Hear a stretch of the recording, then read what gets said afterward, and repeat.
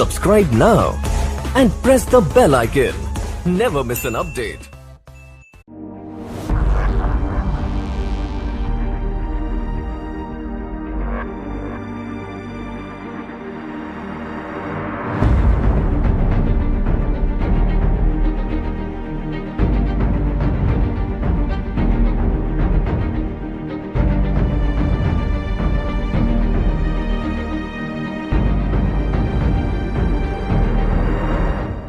सबसे बड़े सूबे की ये कैसी किस्मत।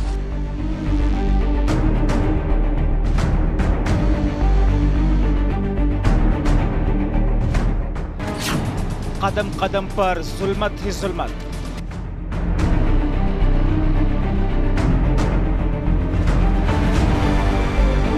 बेसिक शिक्षा परिषद हो या भर्ती वाले आयोग,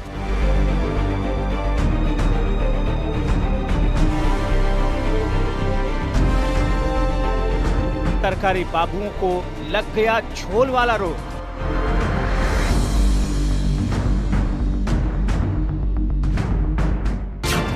मुख्यमंत्री की मंशा, युवाओं की मेहनत।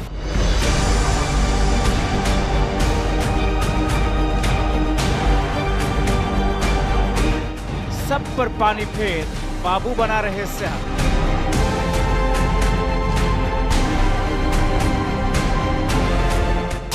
हर परीक्षा अटकी, हर भर्ती लटकी।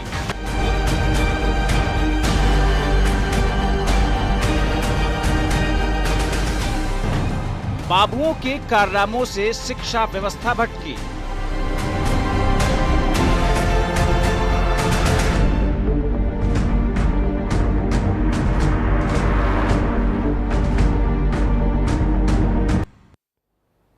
नमस्कार, स्वागत है आपका। मैं हूं आपके साथ श्वेता भट्टाचार्य। आप देख रहे हैं बड़े लफड़े हैं इस राह में। शिक्षा विभाग किसी देश के बेहतर भविष्य की नींव होता है और इस विभाग की नींव वहां काम करने वाले अधिकारी और बाबू क्लर्क होते हैं। जैसी कार्यशैली ये अधिकारी अपनाते हैं, देश का विकास वैसा ही होता है। माना जाता है कि उत्तर प्रदेश का बेसिक शिक्षा विभाग देश में सबसे बड़ा है। लाखों लाख बच्चों का भविष्य इस विभाग पर टिका हुआ है। लेकिन जितना गड़बड़झाले के आरोप यहां के अधिकारियों पर लगते हैं, शायद ही कहीं और लगते हों।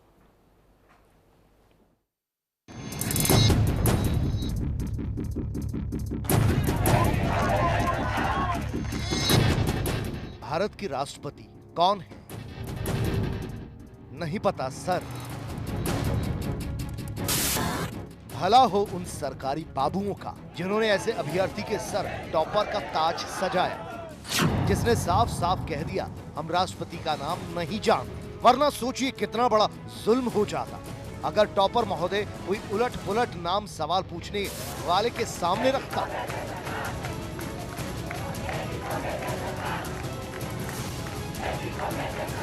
सहायक शिक्षक भर्ती परीक्षा का टॉपर बनने के लिए राष्ट्रपति का नाम भले पता हो ना हो, मगर सर पर बेसिक शिक्षा परिषद के बाबू का हाथ होना बहुत जरूरी हो गया है। बात सिर्फ टॉपर तक ही सीमित नहीं है। बेसिक शिक्षा परिषद में काम करने वाले बाबुओं की बहादुरी का एक और काम अनामिका शुक्ला वाले कारनामे के रूप में बोल रहा है। बेरोजगारी के दौर में एक अनामिका के कागजों पर 25 अनामिकाओं को नौकरी देने का हुनर सिर्फ उत्तर प्रदेश के बेसिक शिक्षा परिषद वाले सरकारी बाबू ही जानते हैं। मीडिया के माध्यम से मुझे पता चला कि इस अभिलेख पर बहुत से लोग फर्जी नौकरियां कर रहे हैं। सूबे की शिक्षा का ये परिषद गड़बड़ झालों का गोदाम बन चुका है। यहाँ कदम कदम पर झोल ही झोल है। सरकारी बाबुओं की बहादुरी से हर भर्ती, हर परीक्षा यहाँ पहले अटकती है, फिर लटकती है और आखिरकार भटकती है। आज आपको बताएंगे कैसे उत्तर प्रदेश की जनता के लिए बड़े लफड़े हैं इस राह में। Bureau report, R9 TV, Uttar Pradesh, Uttarakhand.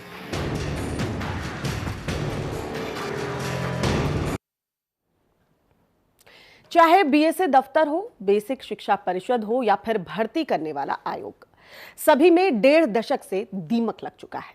इस विभाग के बारे में कहा जाता है कि यहां से जो भर्ती निकलती है वो बिना कोर्ट के दरवाजे पहुंचे कभी भी पूरी नहीं होती।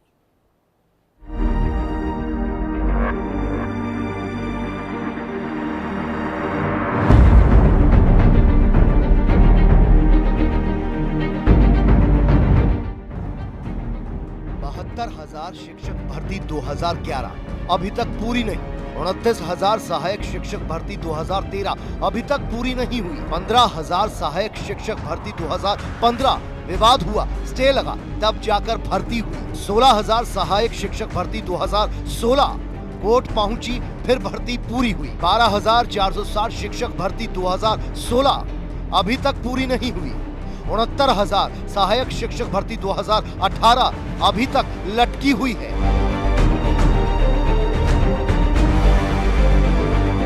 यानी सरकार किसी की भी हो, मुख्यमंत्री कोई भी हो, बेसिक शिक्षा विभाग जैसे पहले चलता आ रहा था अभी भी उसी तरह आगे बढ़ता जा रहा है।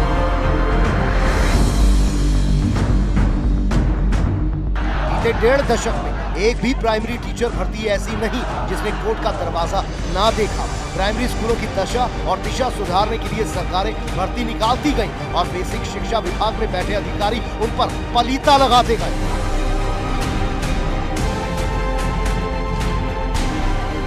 सूबे के लाखों लाख अभ्यर्थी बड़ी उम्मीदों से शिक्षक भर्ती के फॉर्म भरते हैं, मगर बेसिक शिक्षा विभाग के अधिकारियों की कारस्तानी इनकी उम्मीदों पर हर बार पानी फेर देती है। आज ऐसी कई शिक्षक भर्तियां हैं जो कोर्ट की अलमारियों में रखी फाइलों में कैद हो चुकी हैं। कौन कौन सी भर्ती अधिकारियों की लापरवाही की भेंट चढ़ी, आगे आपको दिखाएंगे। उससे पहले साल 2018 में आई 69,000 शिक्षक भर्ती के साथ क्या क्या हुआ वो देखिए।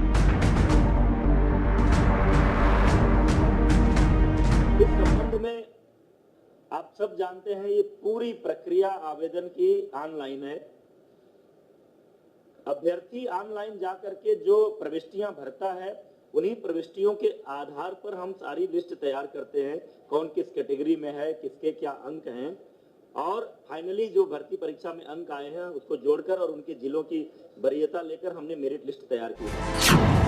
प्राइमरी एजुकेशन की बिगड़ती हालत को सुधारने के लिए सरकार ने साल 2018 के दिसंबर महीने में 69,000 सहायक शिक्षक भर्ती की इजाजत दी।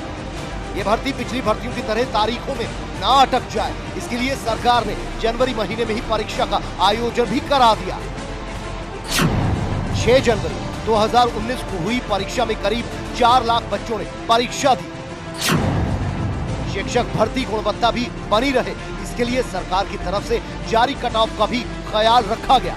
सरकार ने सामान्य वर्ग के अभ्यर्थियों के लिए 150 में से 97 नंबर तय किए, वहीं आरक्षित वर्ग के अभ्यर्थियों के लिए 140 में से 90 नंबर तय किए।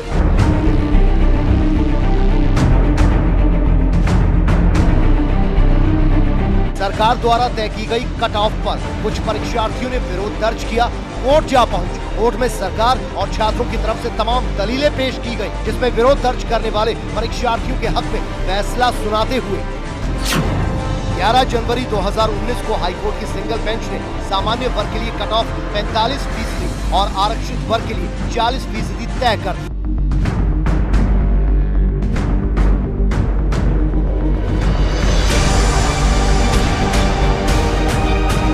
सिंगल बेंच के फैसले को सरकार ने डबल बेंच में चुनौती दी, जहां सरकार की जीत हुई और 3 जून 2020 से काउंसलिंग की तारीख तय की गई। यहाँ तक सब कुछ ठीक रहा, मगर काउंसलिंग से ऐन पहले अधिकारियों की गलती भर्ती पर भारी पड़ गई। 4 प्रश्नों को गलत बताते हुए कुछ अभ्यर्थी कोर्ट पहुंच गए। कोर्ट ने भर्ती प्रक्रिया पर अंतरिम रोक लगा दी। इसके अलावा उत्तर कुंजी की सत्यता पर भी अभ्यर्थियों ने सवाल दागे। 11 मई 2019 को 21,000 अभ्यर्थियों ने 150 में से 142 सवालों पर आपत्ति जताई। इतना ही नहीं, शिक्षक भर्ती में विभागीय स्तर पर भी कई गड़बड़ियां सामने आई। सामान्य वर्ग के कई अभ्यर्थी आरक्षित कोटे के तहत आ गए, वहीं टॉपर्स ने 150 में से 143 नंबर लाकर सबको चौंका दिया। 69,000 शिक्षक भर्ती मामले में फर्जीवाड़े के आरोप भी लगे। कहा जा रहा है कि इस पूरी भर्ती प्रक्रिया को नकल माफियाओं ने हाईजैक किया था। शिकायतकर्ता राहुल की शिकायत आई कि फरवरी 2020 में किसी ने उनको इस भर्ती करवाने के लिए इस भर्ती में पैसे लिए। मीडिया रिपोर्ट्स की माने तो नौकरी के नाम पर नकल माफियाओं ने अभ्यर्थियों से 7-7 लाख रुपए तक वसूले। इस संबंध में प्रयागराज पुलिस ने 8 नकल माफियाओं को गिरफ्तार भी किया है। शिकायतकर्ता की शिकायत को गंभीरता से लेते हुए तत्काल प्रयागराज पुलिस ने कार्यवाही की। सरकार ने मामले की निष्पक्ष जांच के लिए एसटीएफ को कमान सौंपी है। एसटीएफ जांच में जुटी है कि कौन नौकरी दिलवाने का भरोसा देकर ये गिरोह चला रहा था।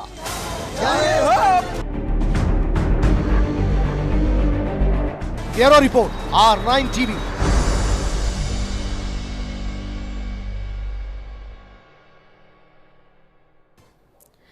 प्राइमरी टीचर्स की कमी हमेशा ही बड़ा मुद्दा रही है। सरकारों ने इन भर्तियों को पूरा करने का जिम्मा तो उठाया, तो किसी ने किसी वजह से भर्तियां जो हैं वो अटक गई, जिनका खामियाजा स्कूल में पढ़ने वाले बच्चों को भुगतना पड़ा है। पुलिस ने शिक्षक घोटाले में अब तक जिन लोगों को गिरफ्तार किया है उनमें 2 टॉपर भी शामिल हैं।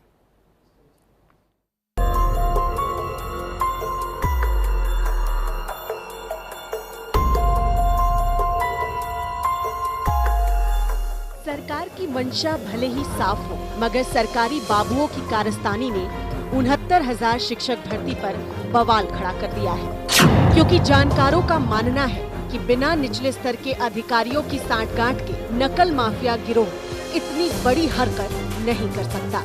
यदि जांच में यह प्रमाणित होता है कि कुछ अभ्यर्थियों ने गलत तरीके से अंक प्राप्त कर भर्ती परीक्षा उत्तीर्ण की है, तो उनको डिबार करेंगे। अब आपको बताते हैं आखिर इस घोटाले का खुलासा कैसे हुआ। दरअसल प्रतापगढ़ के रहने वाले राहुल सिंह ने पुलिस में 8 लोगों के खिलाफ एफआईआर दर्ज करवाई। राहुल का आरोप था कि कुछ लोगों ने शिक्षक नौकरी लगवाने के नाम पर उससे 7 लाख रुपए ऐंठ लिए। राहुल सिंह ने बताया कि नकल माफिया गिरोह ने शिक्षक भर्ती में पास कराने के लिए 7.5 लाख रुपए दिए थे।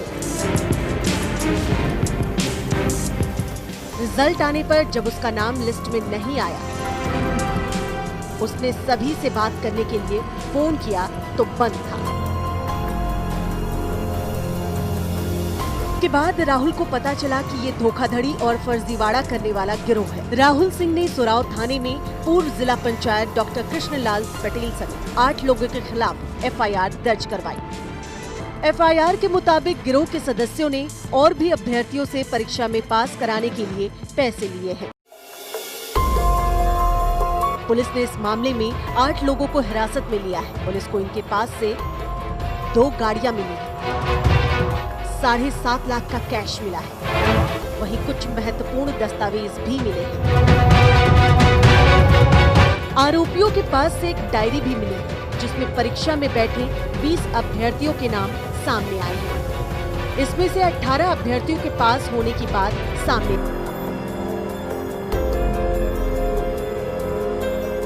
भर्ती के लिए जरूरी है पास करना, तो उसी को पास कराने के नाम पे ये बच्चों से पैसा लेते थे। एक व्यक्ति ने सूचना दी कि हमारा इसने पैसा दिया था, पैसा नहीं दे रहा है। जब उसको पकड़ा गया तो उसके पास से 2.5 लाख रुपए बरामद हुए 2 लोगों के पास से। फिर उनकी निशानदेही पे और जगह रेड हुई तो कुल 7,56,000 रुपए मिले हैं। माना जा रहा है कि नकल माफिया गिरोह ने प्रयागराज के कई सेंटर्स पर पैसे देने वाले 20 अभ्यर्थियों को चीटिंग करवाई। आखिर नकल माफिया गिरोह को कैसे प्रश्न पत्र का पता चल जाता था, ये सबसे बड़ा सवाल है। सबसे जरूरी, जिससे मुझे सबसे ज्यादा दुख हुआ, कि इन छात्र छात्राओं का, ये जो प्रतियोगी छात्र छात्राएं हैं, इनकी सुनवाई भी नहीं हो रही है। आप इनकी आवाज दबाने की कोशिश क्यों कर रहे हैं? दमन से कुछ नहीं होगा। ये युवा है, युवा आवाज उठाता है, उसका स्वभाव होता है। स्वभाव को दबाने की कोशिश कोई भी करे तो कोई सफल नहीं हो सकता। और एक देश, एक प्रदेश अगर आगे बढ़ेगा, अगर विकसित होगा, तो बहुत जरूरी है कि आप युवाओं की आवाज सुने। माना जा रहा है कि प्रयागराज के दर्जनों सेंटर पर हुई परीक्षा पूरी तरह से रद्द हो सकती है। एसटीएफ मामले की जांच कर रही है और नकल गिरोह से जुड़े तारों का पता लगा रही है। ब्यूरो रिपोर्ट आनंद टीवी। चलिए अब आपको बताते हैं इस मामले में अब तक क्या क्या कार्रवाई हुई है। 69,000 शिक्षक भर्ती घोटाले पर कार्रवाई हुई है। गिरोह का सरगना केएल पटेल पकड़ा जा चुका है। एक लेखपाल भी गिरफ्तार हुआ है। कोरांव तहसील में तैनात लेखपाल का निलंबन हो चुका है। वहीं 11 लोगों को जेल भेजा जा चुका है। गिरफ्तारी जो हुई है उसमें से 2 टॉपर बताए जा रहे हैं।